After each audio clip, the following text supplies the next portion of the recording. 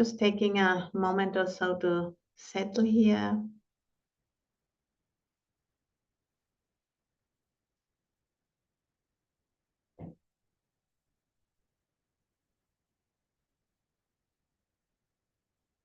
And thank you everyone for coming.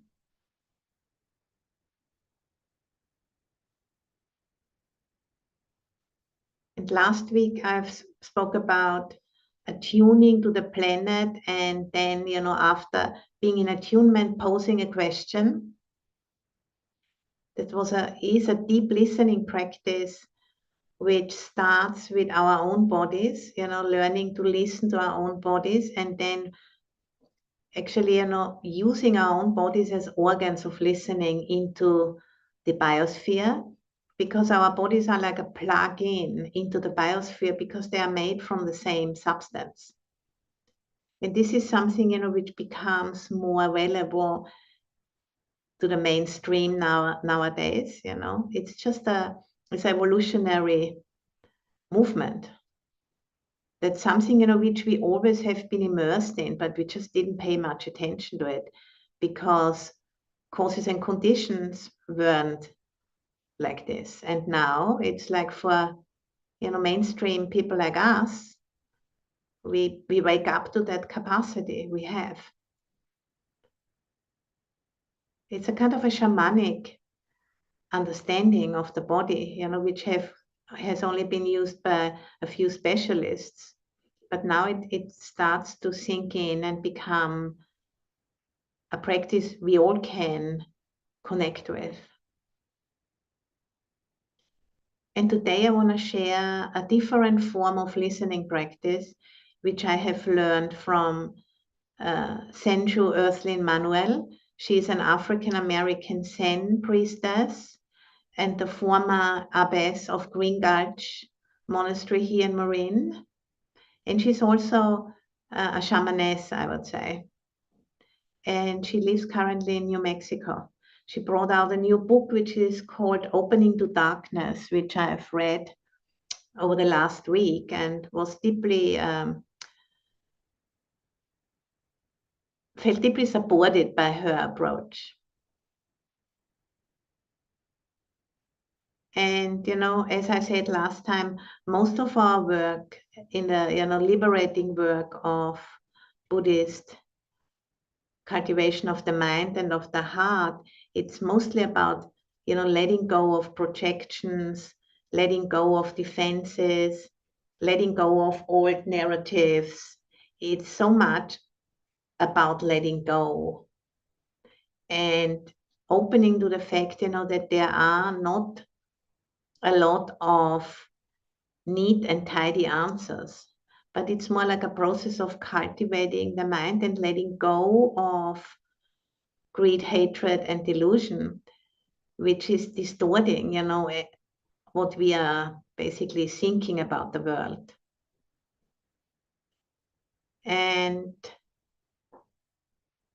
there's a lot of gray, there's not so much black and white, but there's a lot of gray, and getting used to that by attending to the mind, which is looking, rather than attending to what is seen. That's what we are cultivating in the Buddhist practice. And, let's start again with the same preparation exercise as last time. First, we are just like brushing off everything we don't need, everything, which has gotten stuck. And of course, that's easier done when we are standing up, but for now, we're doing it sitting down. Just shaking it all out. And then doing a few rounds of what's called the breath of joy. And it's very simple. And this is, we're taking 3 sips of breath, and then we are letting go. So you can, do that together with me.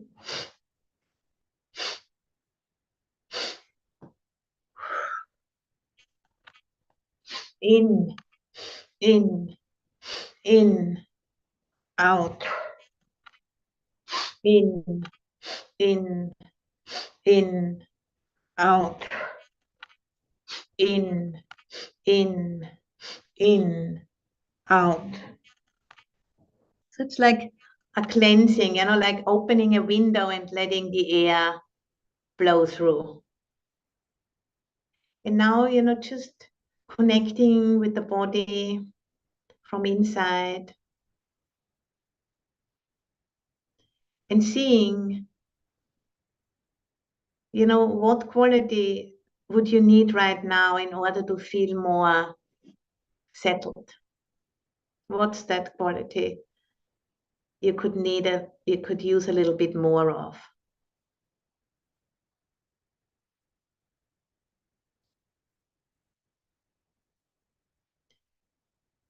And then, with your out breath, breathe onto the embers of that quality.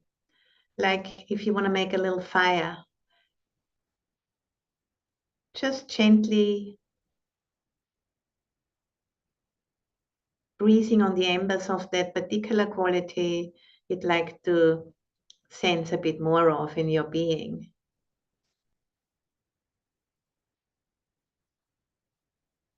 So holding the quality in your mind, in your heart, by naming it,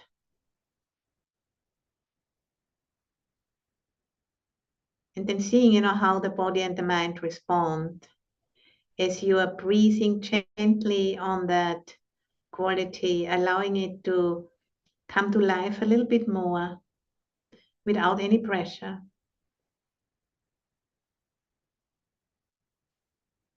A little bit more without any pressure.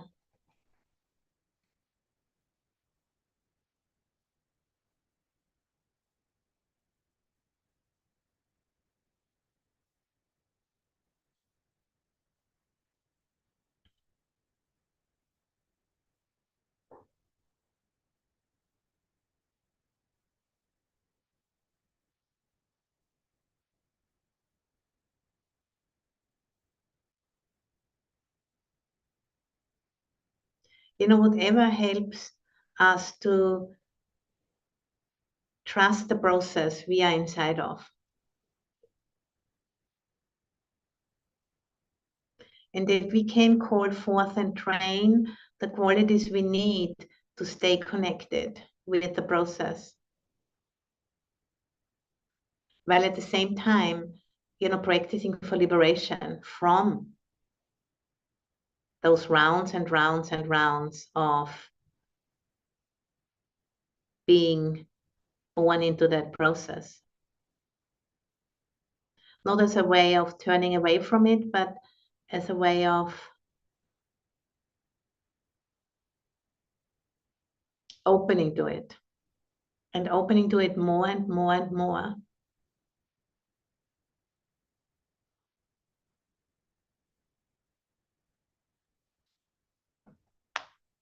And in our case, as Homo sapiens, opening to what's happening now on the planet, opening to the self-regulating intelligence of the biosphere, the Dharma, or nature.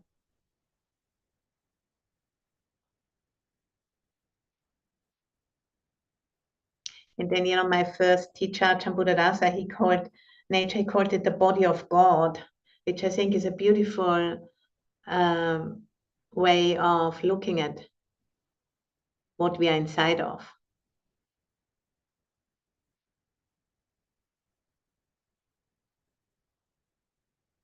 What we are actually part of, or what we are.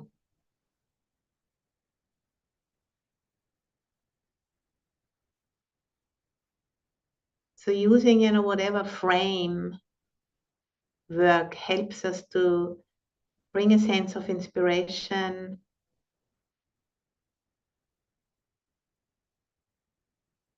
to our system, because we can really sense it in the body. If there is a sense of possibility, we can see within one framework, and then in another framework, it's all hopeless.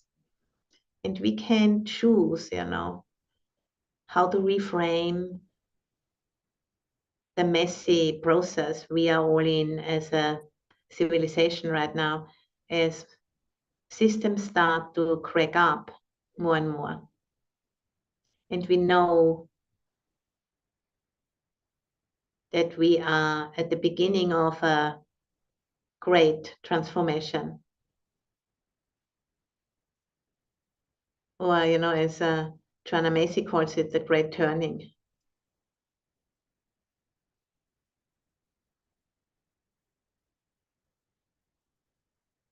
And as I shared last time, our framework for understanding how the mind and the body operate is the 4 establishments of mindfulness, the 4 Satipatthana, which I have been speaking about the last 2 times also. The very basic, classic early template of Buddhist meditation, which is timeless, and which we can call upon, in order to get a handle on our experience. And today I brought part of a sutta, and the sutta is called the Charta Sutta, the Tangle. It's in the Samyutta Nikaya 7.6. And I'm just going to read that to you.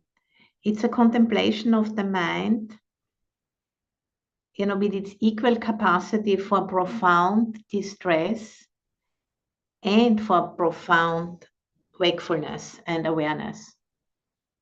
It goes like this. A tangle within, a tangle without. People are entangled in a tangle. Gautama, I ask you this. Who can untangle this tangle?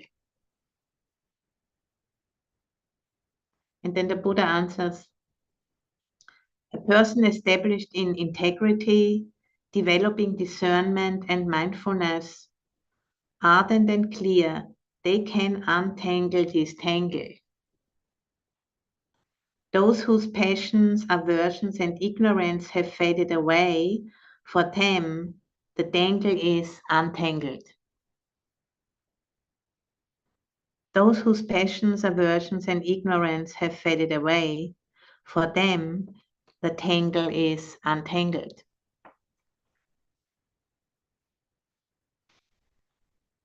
So, that's what the 4 establishments of mindfulness as a basic, framework to understand how the body and the mind work can really help us to get a handle and start to be capable, to see the tangle in a way which is leading to untangling. And, we can now settle into a meditation, a guided meditation, and see how we can apply this in our own practice.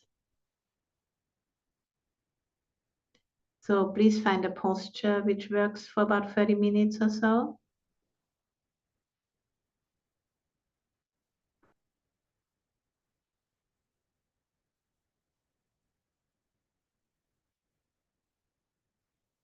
And just sensing into the body. And allowing the breath to take us deeper in. And if we're accepting what we find, we just can drop deeper.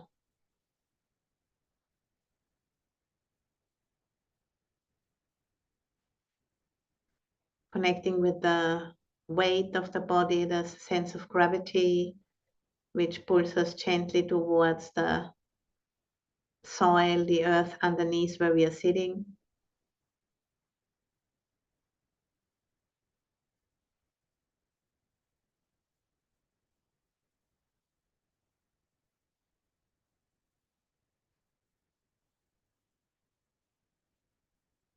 And whatever thoughts are coming up,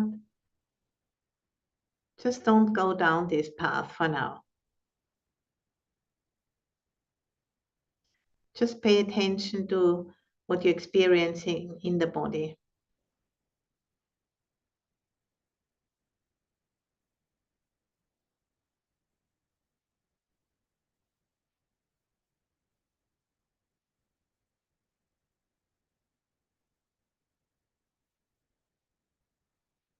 So, ask yourself, is that where I want to go if the mind comes up with some kind of doubt, concern?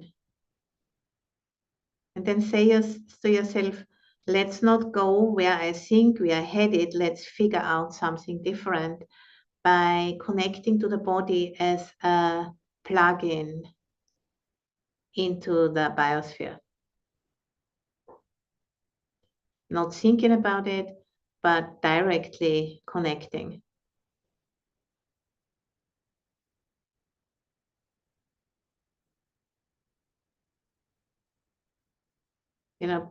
Like opening up a dialogue, really. Not a verbal dialogue, but a dialogue through sensing into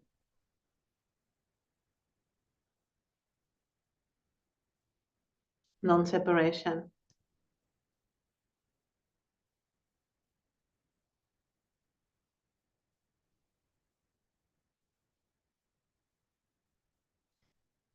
Just letting, whatever is there, let it be as it is, not running from it, not trying to control it, just allowing space.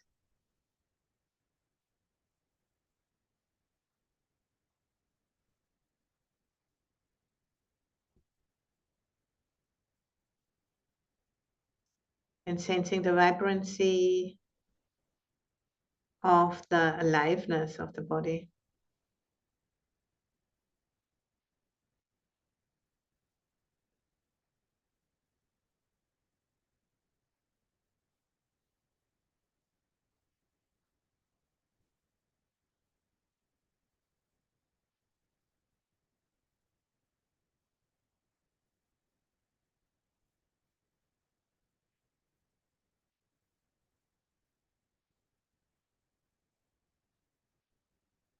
And if you're noticing any particular discomfort, just taking stock, where is it in the body?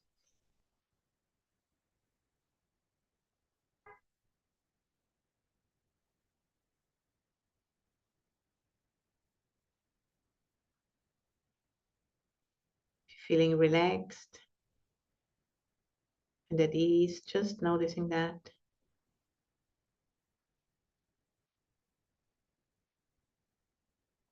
Whatever sensations, feelings, emotions, thoughts, or images are arising, we can just meet them within the framework of the 4 establishments of mindfulness: body,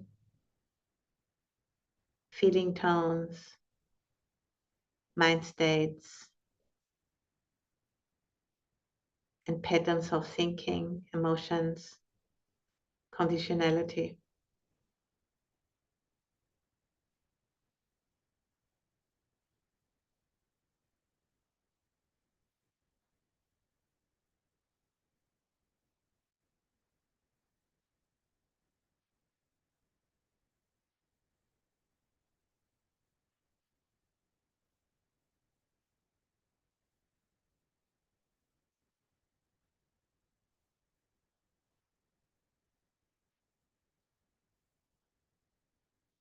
It appears to be a total tangle, but if we are starting to look with the help of this framework of the 4 establishments of mindfulness, it starts to open up.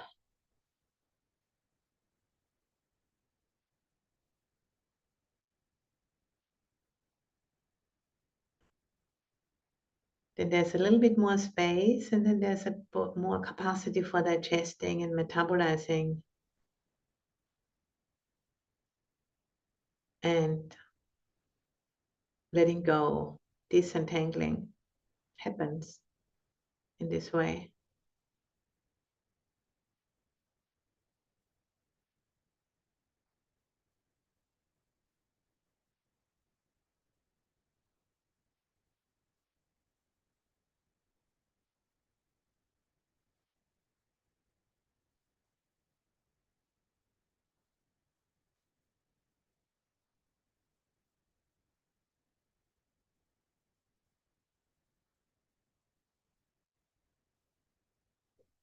So with the in-breath, we are breathing up the stability and stillness of the earth underneath us. And with the out-breath, we can let go any stress and allow roots, our roots to go down into the soil, the mycelium, and also out into the atmosphere. We are totally embedded and rooted into the biosphere. Even those roots are not really visible to the eye, but they're energetic roots.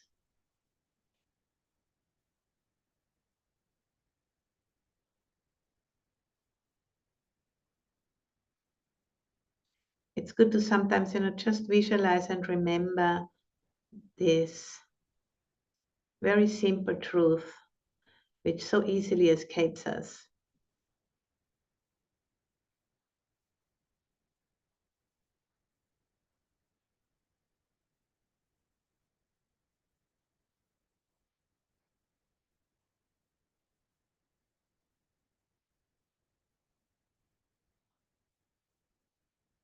The daily things we are doing, eating, drinking, bathing, going to the bathroom,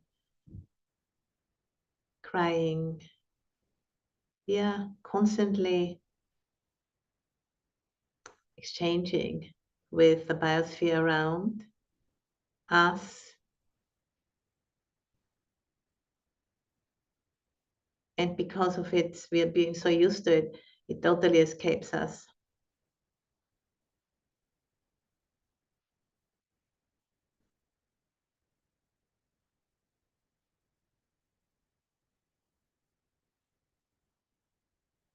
And we live in a way, our systems are set up in a way as if this would not be true, as if we could really throw things away.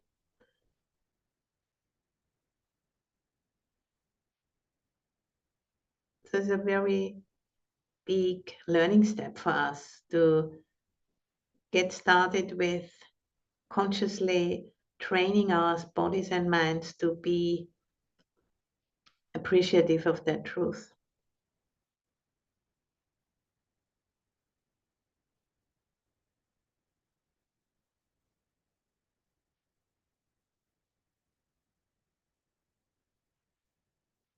It's an issue of connecting.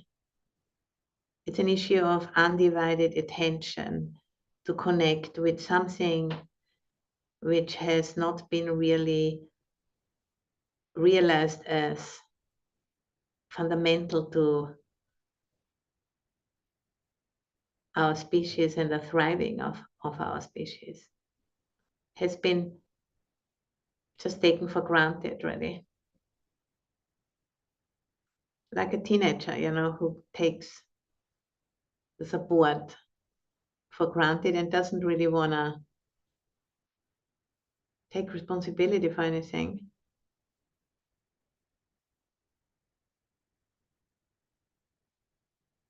That's what we are growing out of right now, out of necessity.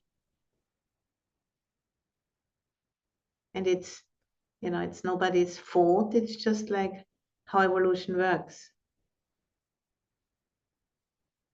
There's a pressure, and then new capacities are coming forth through that pressure. And at this point, it's the pressure the biosphere is putting on our species and many other species actually through the climate crisis. How can we work with that pressure in a constructive way rather than going in despair and hopelessness, helplessness, and so on, regressing into even earlier responses? When we do have what it takes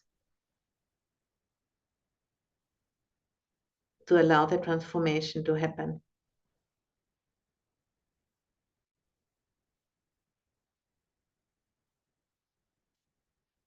And to go into the darkness and work with the regressive responses, which are the gateway into transformation.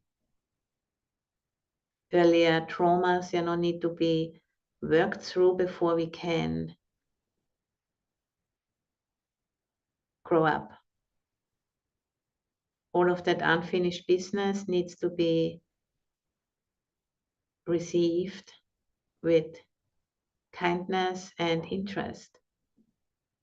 And this can be very profoundly disturbing and overwhelming at times. And then we really need friends to help us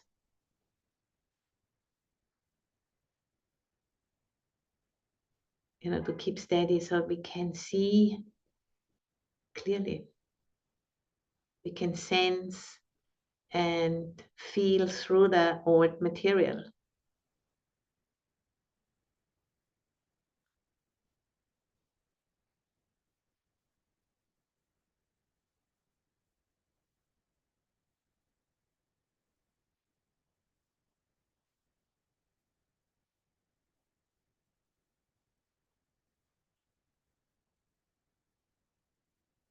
So, as we are now sitting here, we can collectively together, pose a question.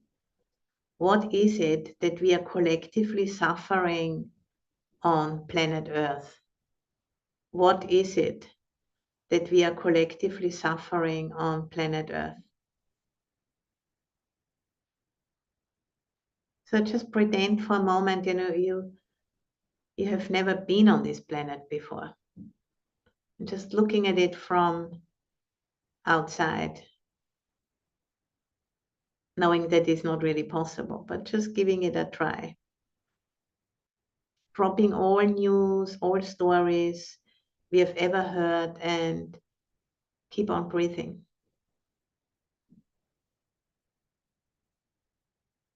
We are listening for a response we might have missed so far, for a response we might not want to hear actually. What is it that we are collectively suffering on planet Earth?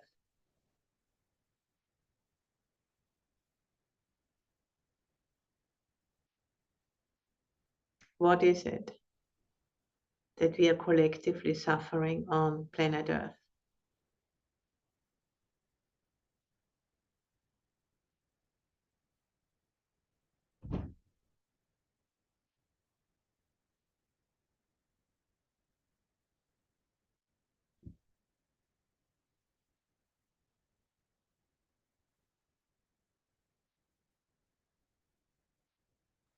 No pressure, and keep on grounding by sending down the roots and breathing up the vast stability of the earth.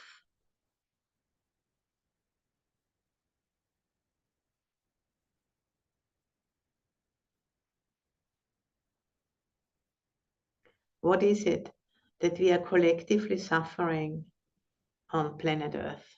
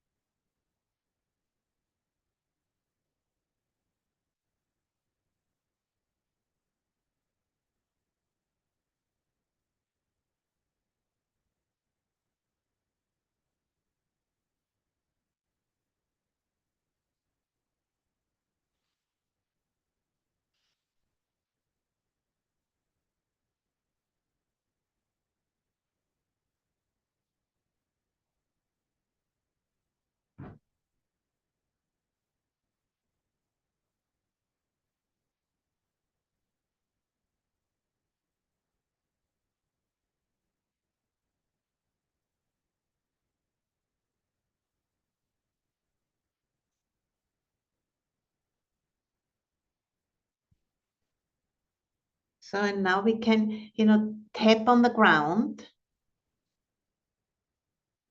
and say, I am listening.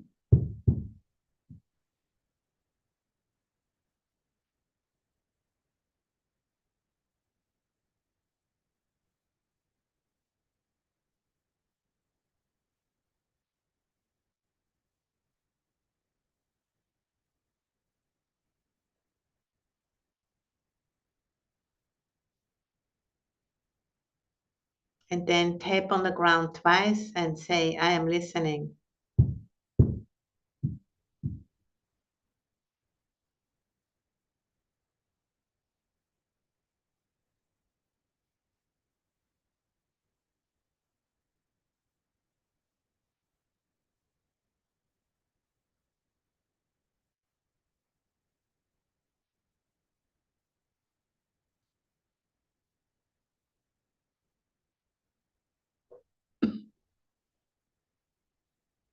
And then again, tap on the ground twice and say, tell us you're suffering.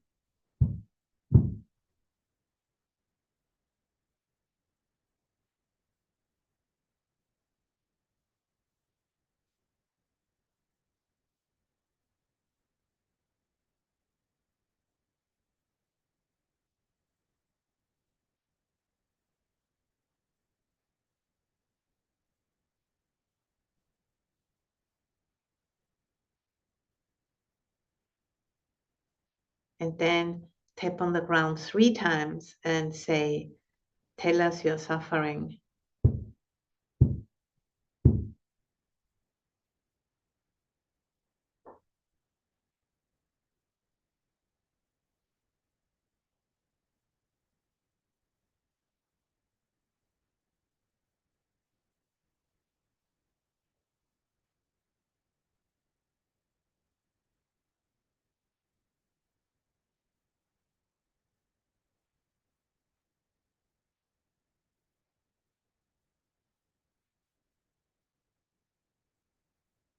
And then tap another 3 times and breathe and just breathe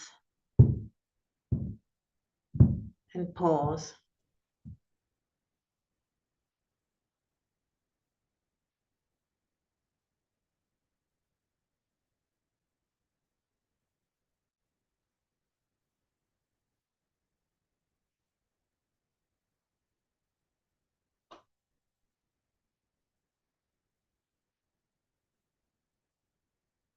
And trusting, that the response will come, not, a response from your heart, from your thinking mind or from the thinking mind of others. And just sensing into silence, the emptiness. That's an underdeveloped skill, which we need to train ourselves in now.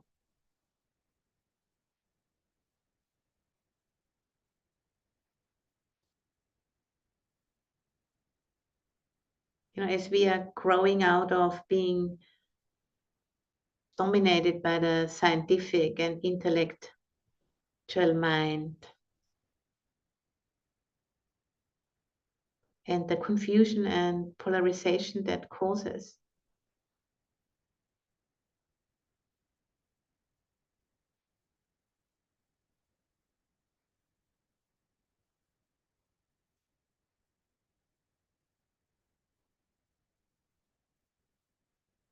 What is that we are collectively suffering on planet Earth.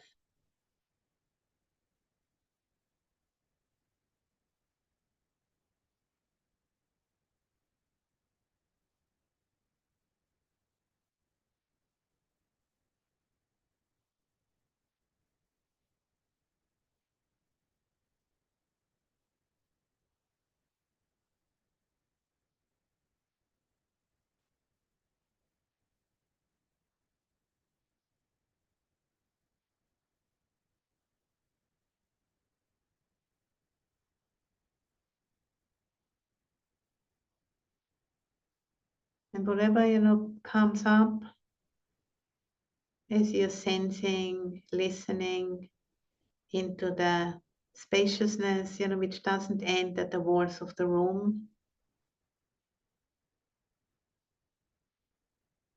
Space, which is expanding as we are sitting here. The vastness of the earth, which is also suspended in space.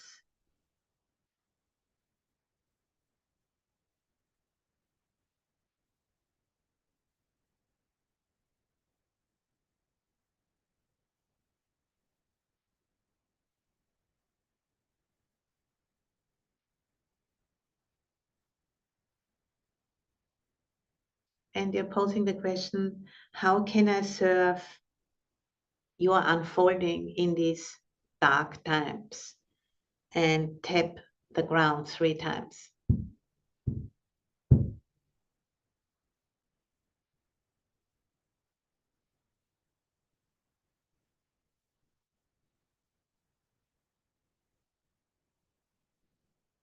And then say it again. How can I serve your unfolding in these dark times? And tap the ground 3 times.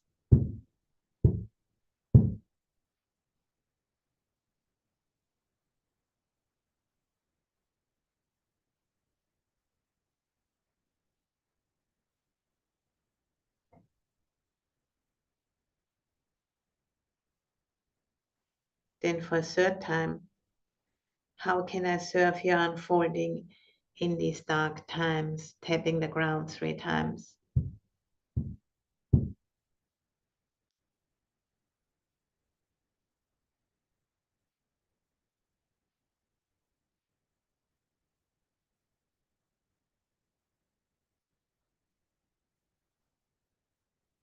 And if if you're having a response, that is good. And if you don't have a response, that is also good.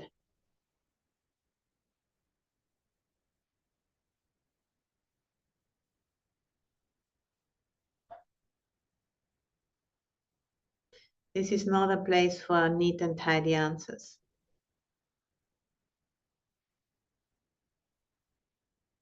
but rather a planting of our questions into the dark soil of our practice.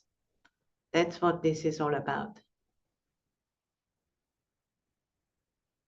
Of making space and of attending to those questions, nourishing them with awareness and waiting for insights to arise into the openness of our hearts and minds when the time has come.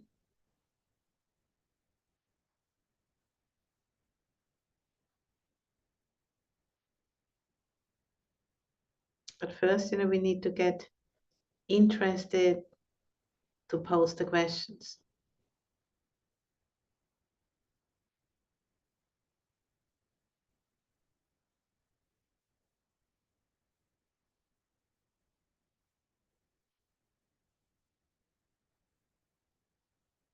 And bringing a radical openness and willingness and discernment to the process.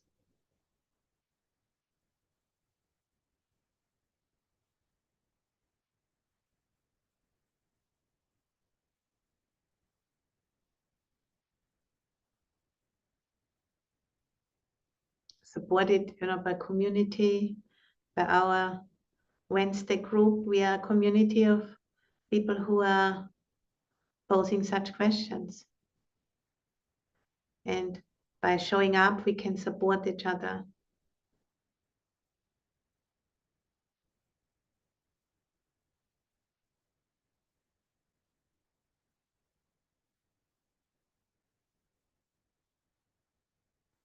We are all together in this. That's a really important recognition we need to really take in, breathe into our body and our cells, our tissue, with other humans and the more than human world. We are all together in this. sensing the gravity, which all pulls us towards this planet, which we are forming together. We are all together in this. As the self-regulating intelligence of the planet is doing its job. And we are tuning in, asking, how can I serve your unfolding in these dark times?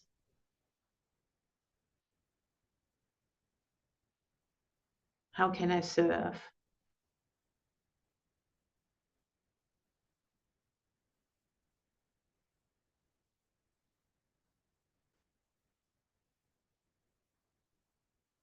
As we are standing on the shoulders of our ancestors, and at the same time, we are ancestors for future generations, which are standing on our shoulders.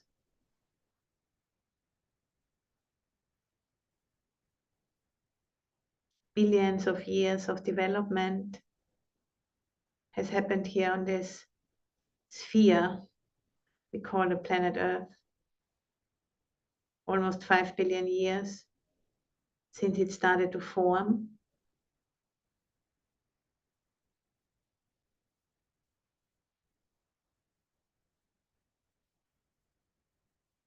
So when we are lost, in doubt and fear, just stopping and taking a break to open what's happening here. Taking the big view, reframing everything.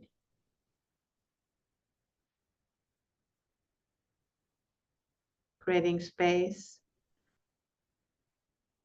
so that our contracted early, trauma informed responses can become metabolized, and we can open into a much bigger framework.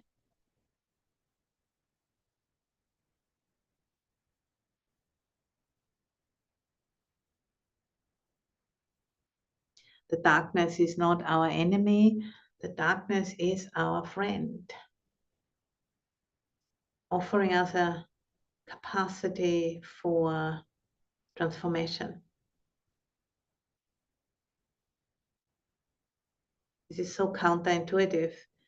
We need to really train our minds to see that, and our hearts.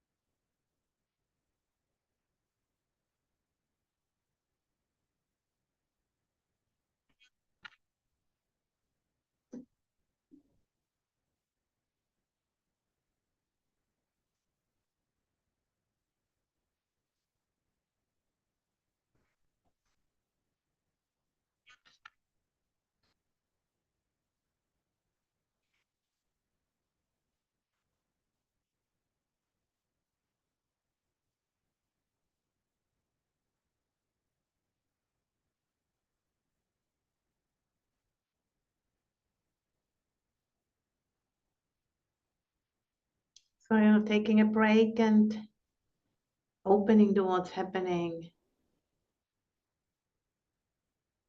seeing the big picture.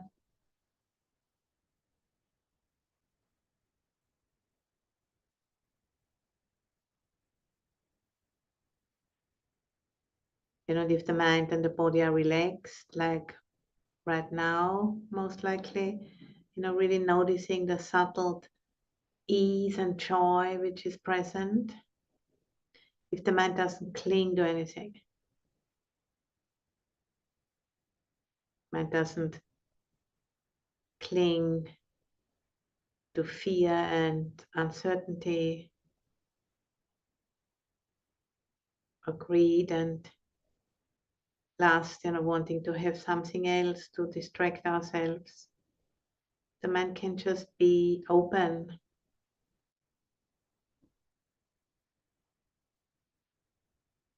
and opening more and more.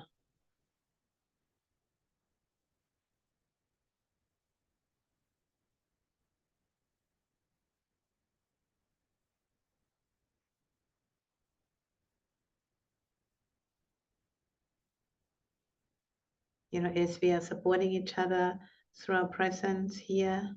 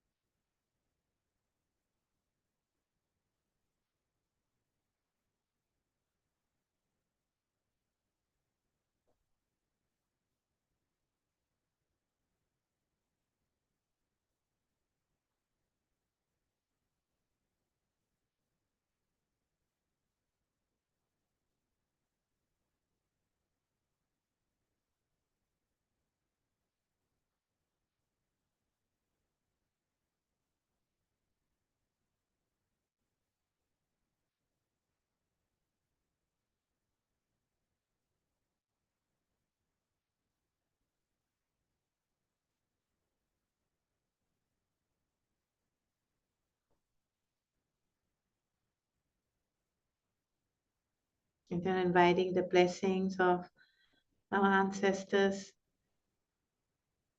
all of the different life forms, starting from very, very simple, basic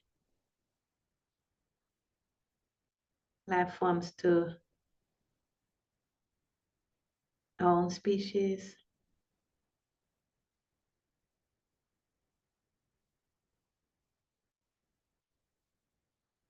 And then all of the ancestors who have provided us with the transmission of the Buddha's teaching over the centuries.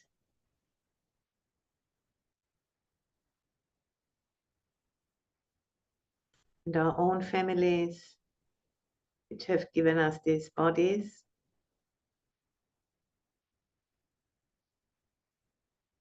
And all of the opportunities we had to learn and grow.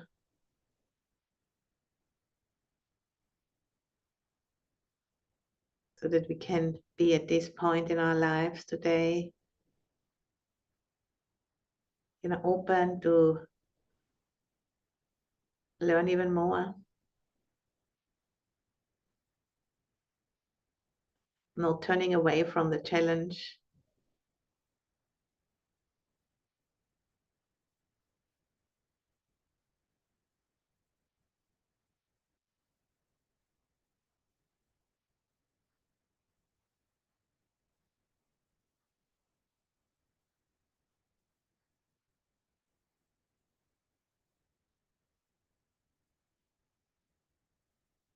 And sensing that there is, some real resilience we all have that we can meet in this way. That we already, we are already knowing and sensing the calling for this work. which brings us here to this meeting.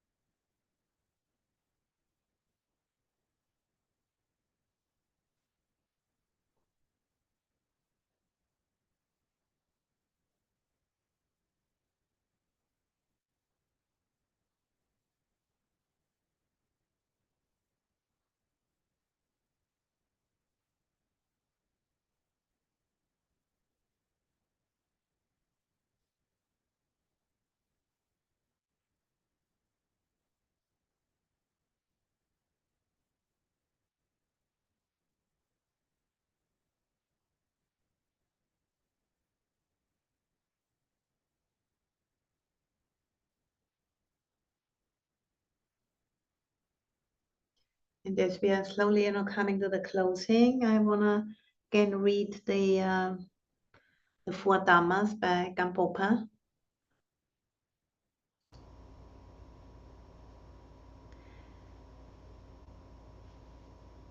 So I'm going to read each of the slogans, and then I ring the bell, and you can just contemplate the slogans while the bell is ringing.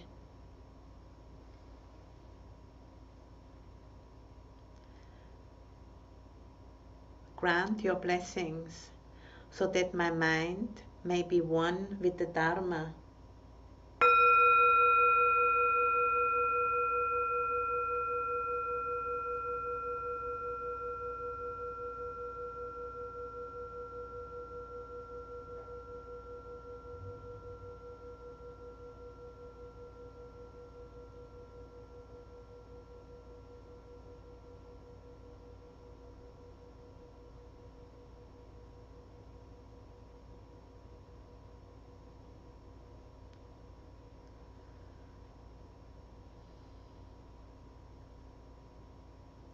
Grant your blessings so that Dharma may progress along the path.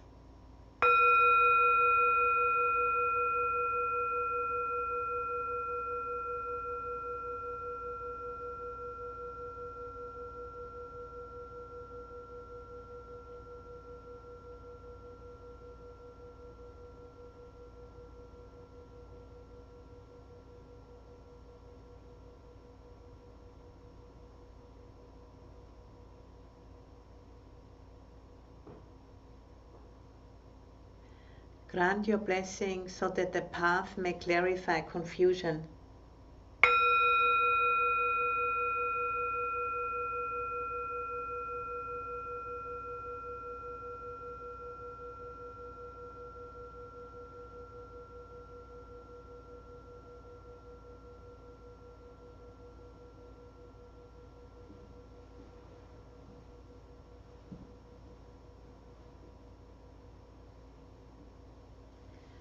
Grant your blessings so that confusion may dawn as wisdom.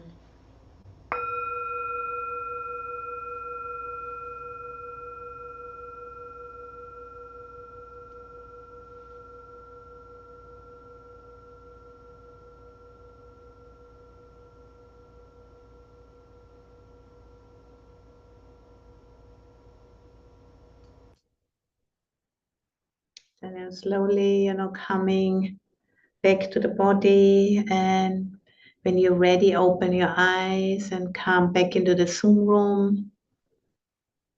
Notice